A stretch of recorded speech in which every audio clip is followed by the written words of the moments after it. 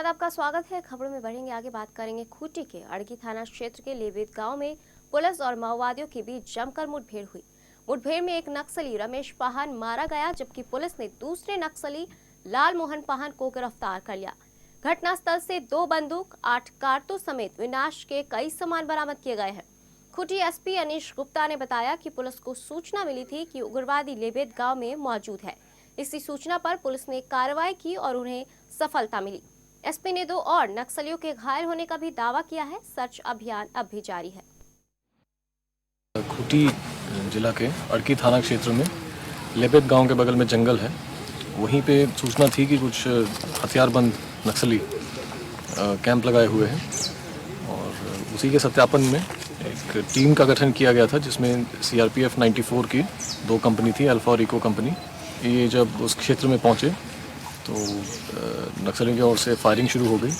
जवाबी फायरिंग में एक नक्सली जिसकी पहचान हुई है रमेश पाहन, ये लेवेद का ही रहने वाला है, मारा गया है। एक अन्य नक्सली लाल मोहन पाहन।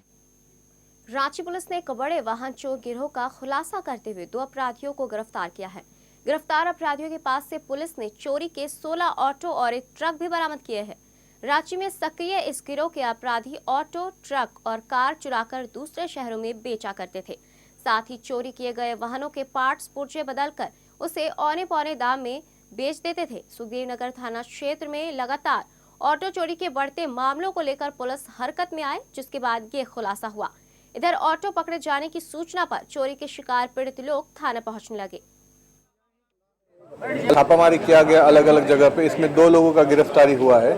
इसमें से एक बंदे का नाम है राजेश चौधरी, जो सरोवर नगर सुखदेव नगर का रहने वाला है, और दूसरा जो है लक्ष्मण कुमार वर्मा, जो विद्यानगर सुखदेव नगर का रहने वाला है। ये 2 लोगों को जब गहन रूप से पूछताछ किया गया तो इनके निशानदेही पे कुल 16 ऑटो को हम लोग बरामद किए हैं। मुजफ्फरपुर में रेल टिकट की दलाली पर रोक के लिए जिला पुलिस और रेल पुलिस ने छापेमारी की। कई साइबर कैफे में मारे गए छापे के दौरान पुलिस ने 4 लोगों को हिरासत में लिया। छापेमारी में सैकड़ों रेल टिकट, फर्जी वोटर आईडी, नेपाल और भूटान के रुपए समेत कई लैपटॉप और मोबाइल भी जब्त किए गए।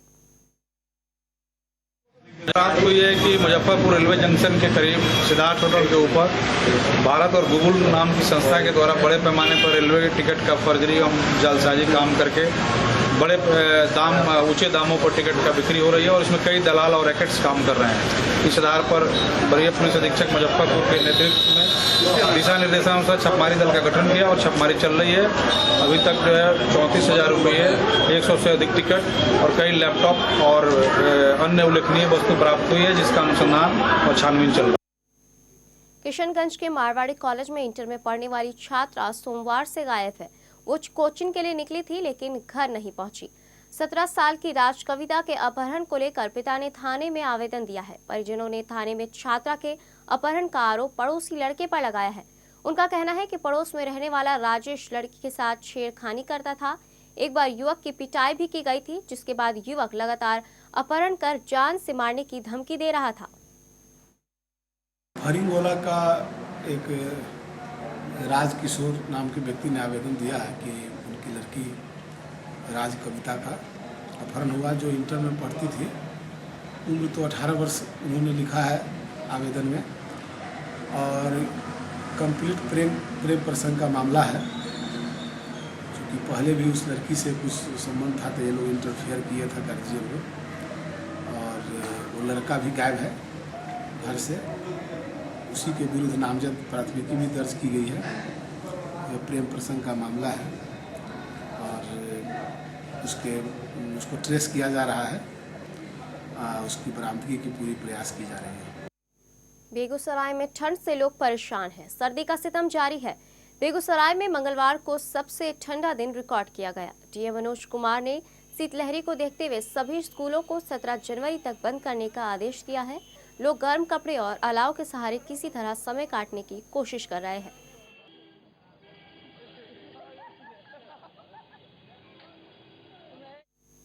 हाड़ कपा देने वाली ठंड से जहां पूरा प्रदेश प्रभावित है, हाजीपुर के ग्रामीण इलाकों में लोगों का जीना दुर्भर हो गया है। क्या बच्चे, क्या जवान, क्या बूढ़े, सभी पर सर्दी का सितम जारी है। लेकिन सरकार है कि कुंभकर्णी नींद से जागती ही नहीं।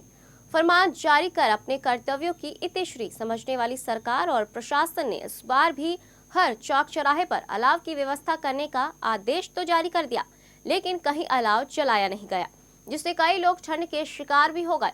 हालांकि इन मौतों की आधिकारिक पुष्टि नहीं की जा रही है।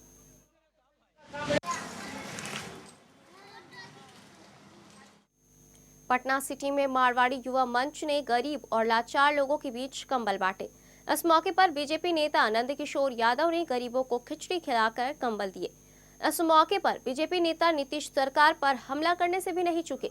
उन्होंने आरोप लगाया कि ठंड में भी सरकार की ओर से गरीबों के लिए कुछ व्यवस्था नहीं की गई है। सरकार को इस सब से कोई मतलब नहीं है। जहां बिहार में इतना अधिक ठंड है, सरकार को अलाव जलाना चाहिए था, कंबल वितरण का काम करना चाहिए था।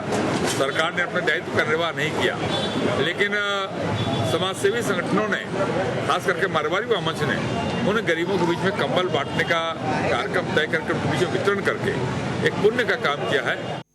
बुलेटिन में यहाँ रुकेंगे, एक और छोटे से ब्रेक के लिए जल्द लौटेंगे।